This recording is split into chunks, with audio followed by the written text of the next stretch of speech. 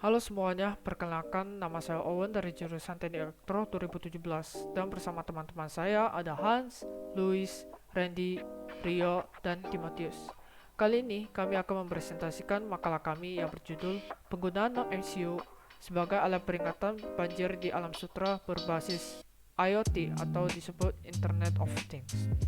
Berikut ada beberapa hal yang akan kami bahas, yaitu pertama pendahuluan, kajian teori, metodologi penelitian, hasil penelitian, dan terakhir penutup beserta demo pada alat yang kami buat. Pertama, saya akan membuka dengan pendahuluan. Latar belakang. Banjir sudah tidak asing lagi yang terjadi di Pulau Jawa, khususnya di Kota Banten. Peristiwa banjir ini pada umumnya diakibatkan oleh beberapa hal seperti hujan lebat, kurangnya vegetasi, bendungan yang rusak, atau sungai yang meluap. Pada bulan Maret tahun 2020, melalui sumber media cetak yaitu Kompas, tercatat bahwa terjadi banjir di kawasan Alam Sutra.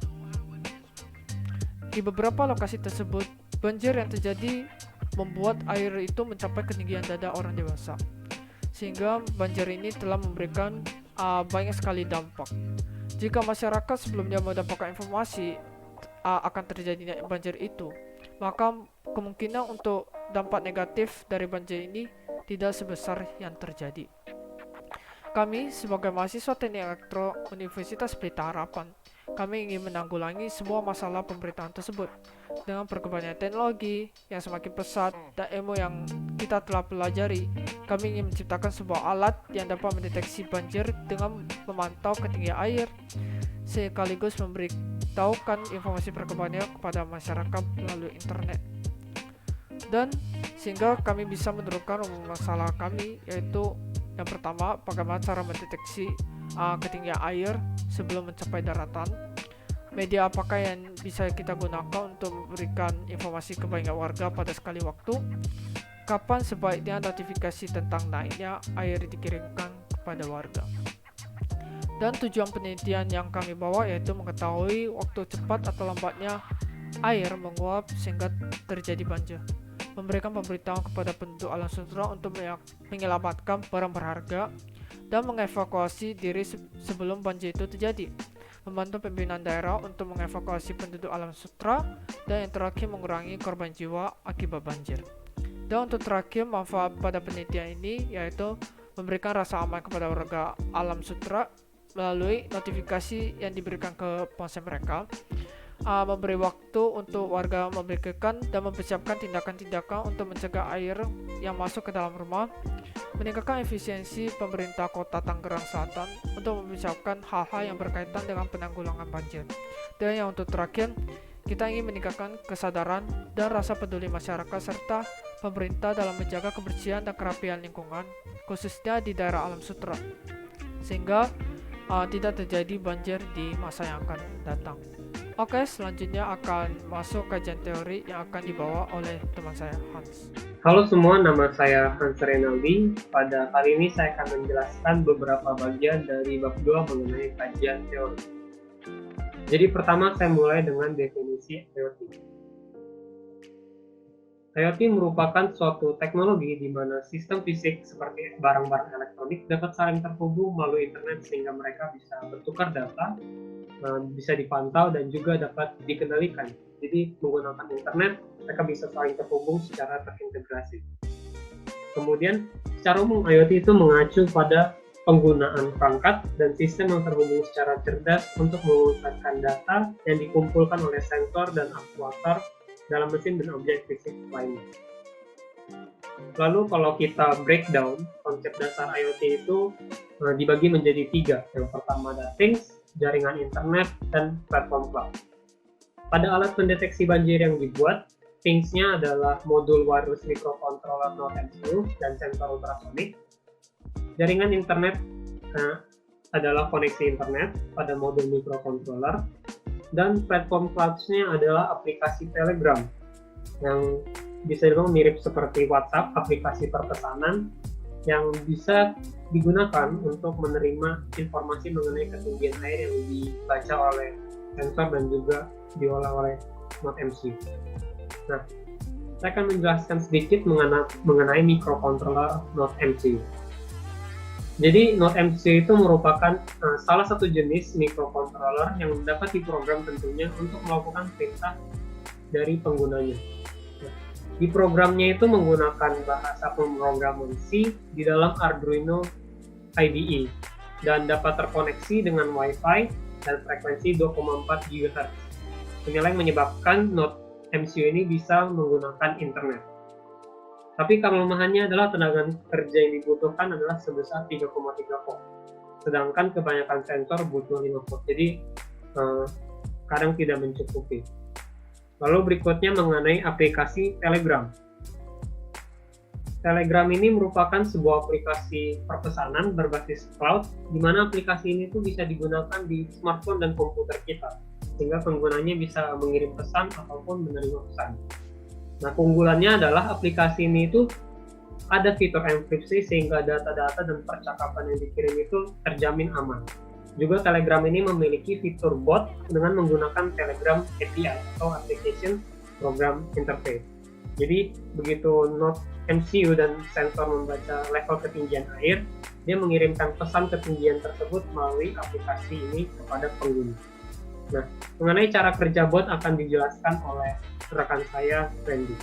Selanjutnya saya akan menjelaskan mengenai Telegram Bot. Telegram Bot merupakan pengguna Telegram yang berupa mesin. Bot didesain agar dapat berfungsi selayaknya pengguna dengan dikontrol mesin dan dapat dilengkapi dengan fitur Artificial Intelligence. Bot perlu mendapat inisiasi dari pengguna lain. Inisiasi di sini adalah ketika bot menerima sebuah pesan yang nantinya akan dikirimkan kepada pengguna yang bersangkutan.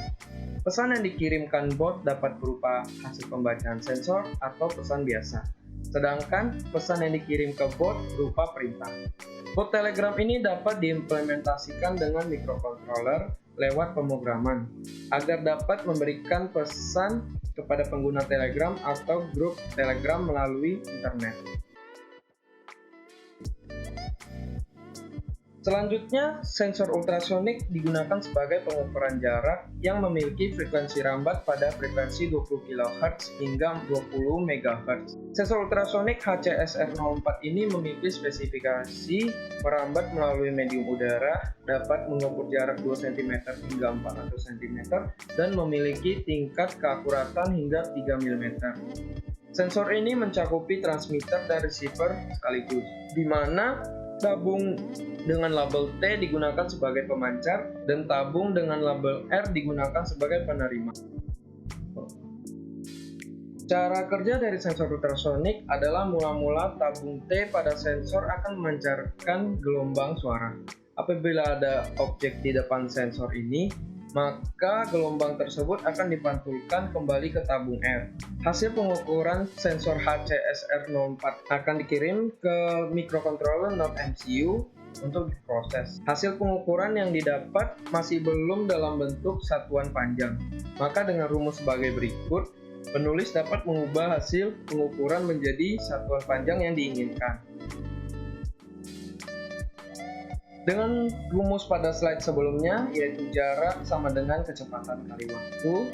Kecepatan yang digunakan adalah kecepatan gelombang suara. Jarak tempuh gelombang merupakan setengahnya, sebab sensor memancar dan menerima gelombang secara bersamaan.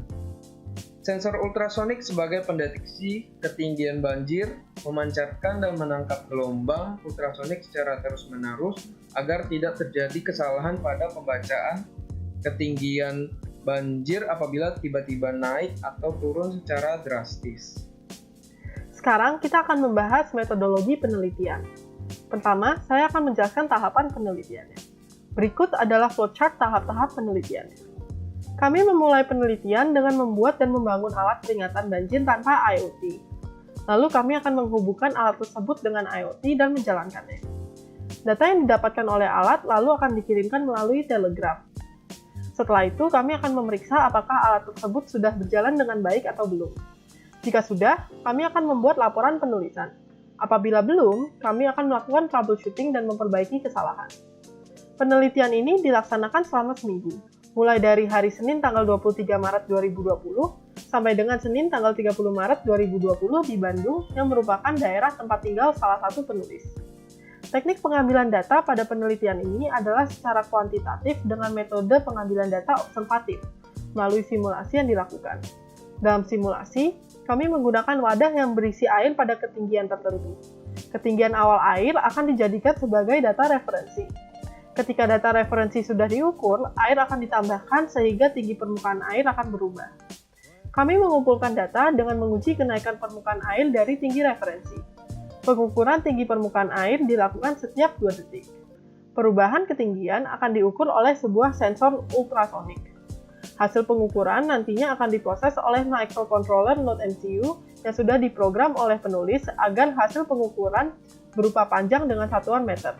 Penulis selalu akan mencatat perubahan ketinggian air untuk setiap 2 detik. Oke, terima kasih Luis. Selanjutnya saya akan mempresentasikan hasil penelitian kami. Sebelum kita masuk ke hasil penelitian, saya akan membahas sedikit mengenai perangkat dan aplikasi yang digunakan pada penelitian ini, serta proses berlangsungnya penelitian ini.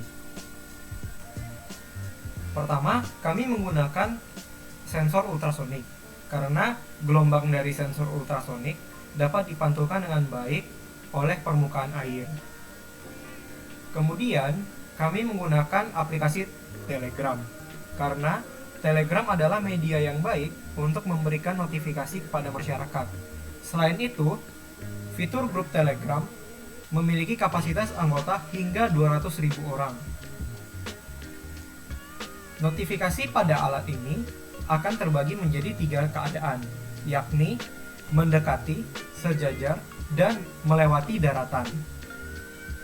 Dalam simulasi penelitian ini, pengukuran ketinggian air dilakukan dengan menggunakan sebuah wadah, dengan mengasumsikan perbedaan ketinggian air 1 cm sama dengan 0,5 meter sesungguhnya. Kami memutuskan untuk mengasumsikan keadaan air sejajar dengan daratan sama dengan ketika ketinggian air telah mencapai 6 cm pada wadah. Sesuai dengan apa yang saya katakan, apabila ketinggian air berada di bawah 6 cm, maka notifikasi berupa sekian meter dari daratan.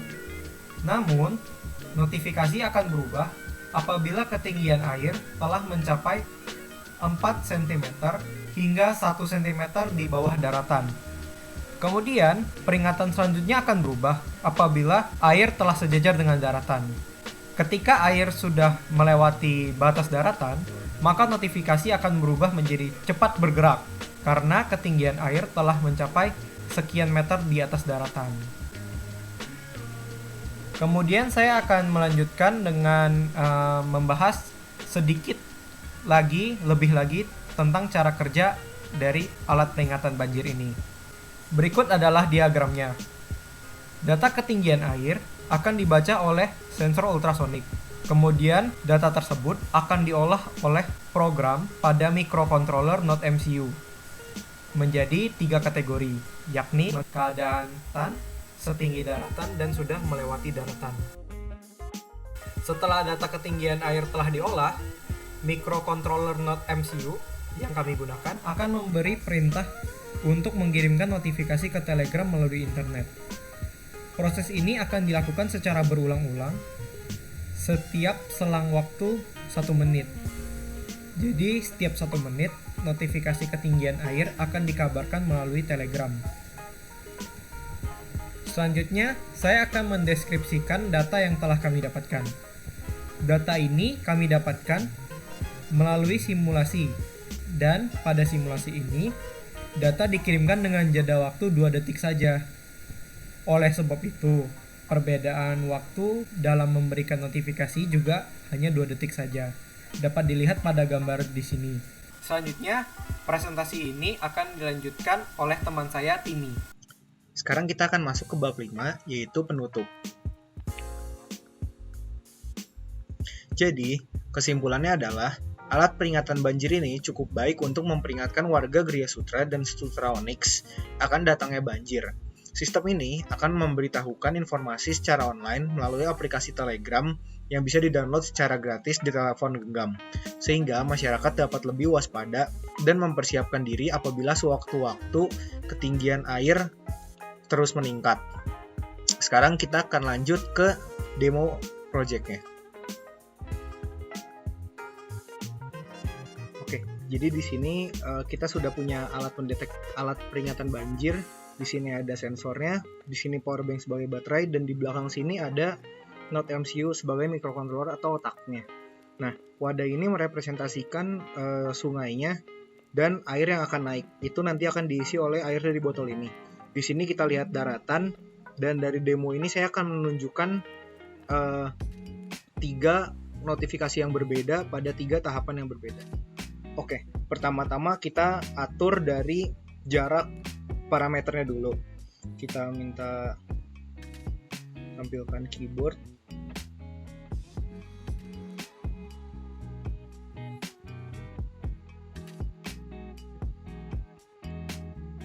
Nah, dan akan dibalas seperti itu.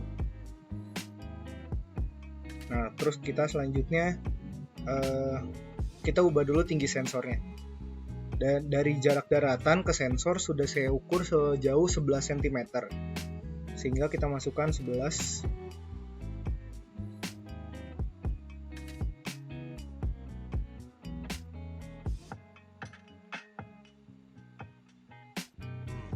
Oke, lalu kita ubah juga batas amannya. Batas aman ini adalah batas antara sensor dengan air, di mana sensor alat ini tidak akan mengirimkan pesan apapun kepada warga.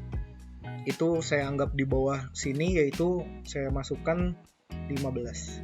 Tapi lebih aman lagi kita masukkan 14 saja. Jadi kalau airnya naik sedikit masih tidak apa-apa. Oke, sekarang tinggi parameter sudah kita set, dan sekarang kita akan melihat notifikasi yang muncul pada grup ini. Oke, pertama-tama saya isi wadahnya dengan air setengah botol atau tidak sampai ke garis daratan.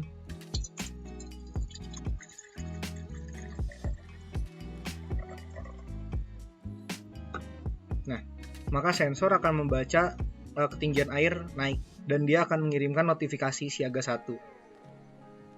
Nah, di sini dibaca air 2 cm dari daratan. Dia akan membaca terus tergantung waktu yang kita berikan. Dan jika kita tambahkan airnya sampai dia setinggi daratan,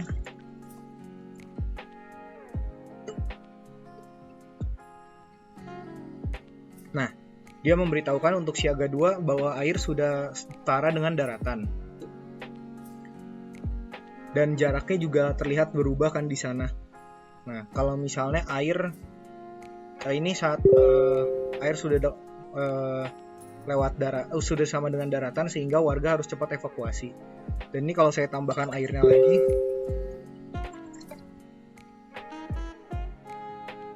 nah,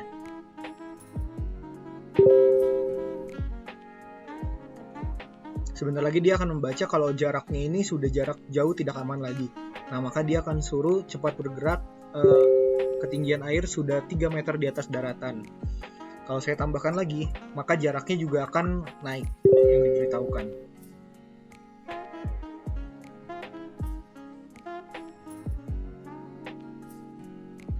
Nah, seperti itu. Oke, sekian saja demo dari saya. Terima kasih. Saran untuk kelanjutan proyek ini ada 3, yaitu untuk pengembangannya bisa menambahkan pelindung untuk sensor dan microcontroller agar tahan air dan tahan lama. Yang kedua adalah penggunaan blink untuk mengatur parameter sehingga setiap kali device restart parameternya tidak hilang dan tetap bisa terpantau dengan baik. Dan yang ketiga adalah penambahan mode tidur agar hemat baterai. Sekian presentasi dari kelompok kami, terima kasih.